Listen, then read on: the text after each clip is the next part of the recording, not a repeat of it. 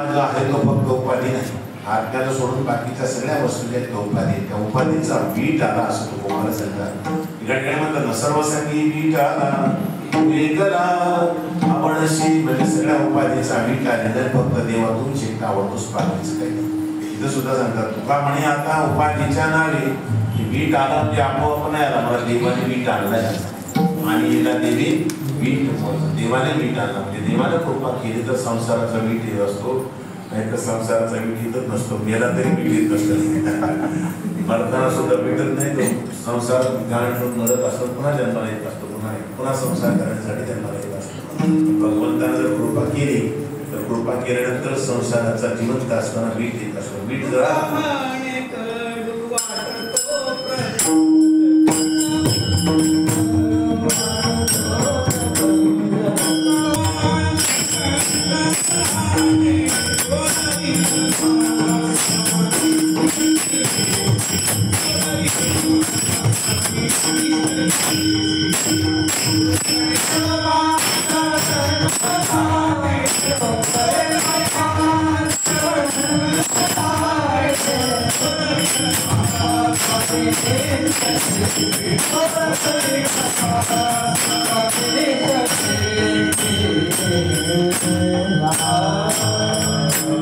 भगवंताच्या कृपेने काय झालं, तुला म्हणे कडू वाटतो प्रपंच, रोकडे रोमांच कंठदाटे. कोणी झालं पण भगवंताच्या कृपेने असं होऊ शकतो. तुका म्हणे कडू वाटतो प्रपंच, तुका म्हणे गोड वाटतो प्रपंच, नाही का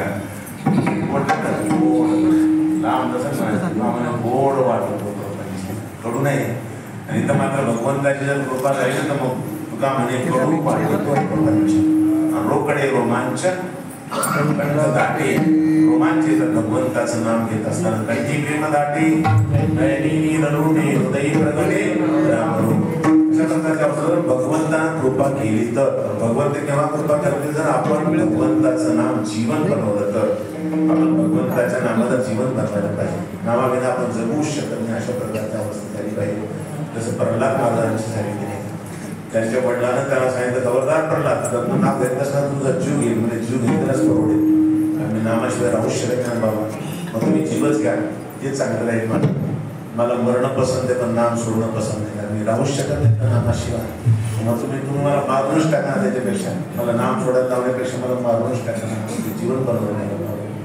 मारायला गेले तर मरत नाही, कारण जीवन नाम बनवले, ते मरण कसं नाही, मरणच शक्य नाही. या प्रल्हादांना मारण्यासाठी हिरण्यकश्यपने किती प्रयत्न केले, पण एवढे जरी प्रयत्न केले तरी पण ते मारूच शकला नाही. त्याचं कारण ते जीवन झालं नाही, नाम हे जीवन त्याचं झालं नाही, त्याला कोणी मारू शकले नाही.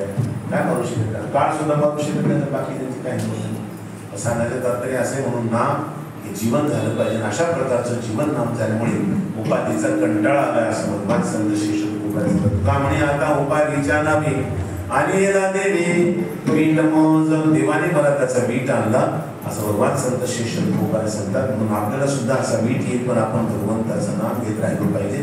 असं जर नाम घेत राहिलो आपण, एक दिवस आपल्याला सुद्धा उपाधीचा वीट येईल. उपाधीचा जर वीट आला तर आपण सुद्धा भगवत स्वरूपाला प्राप्त होऊन धन्य होतो, कृतकृत्य होऊन जाऊ. साधन सोपं आहे पण फार मोठं आहे, महान साधन आहे. त्याचं साध्य सुद्धा महान आहे. आणि नामाची अशी आवड निर्माण झाली, एकदा जीवन झालं भगवंताचं नाम, मग आपण नरदेह घेऊन सार्थक केलं समजायला पाहिजे. त्याला असं भगवंताचं नाम जीवन झालं म्हणतो. साधारण जरी माणूस असला तरी तो महान आहे, तो महान आहे. माऊली इतकं महान आहे, तो गोबरा इतकं महान आहे. दिसायला जरी साधारण दिसत असला, तो कोणत्याही जातीत जन्मलेला असेल, अंगावर त्याचे कपडे धड नसतील, त्याला खायला सकाळ संध्याकाळ नसेल एखाद्या वेळेस, तर त्याची नामनिष्ठा जर अशी असेल ना, तर तो खरंच माऊली इतका असते. आपल्याला कळायचा नाही, तो दिसायचा नाही, कळायचा नाही, पण तो खरोखर महान आहे. अशा प्रकारचं नाम जीवन झालं पाहिजे. असं जीवन जर आपण बनवलं, आपण सुद्धा तेवढे महान होऊ शकतो.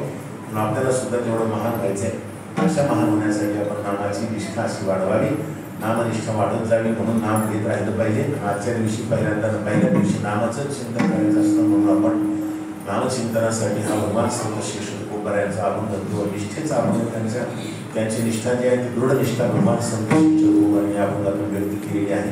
तुम्हाला आम्हाला सुद्धा अशाच प्रकारची निष्ठा ठेवण्यासाठी भगवान संत शिष्य गोपाळ आग्रह करतील.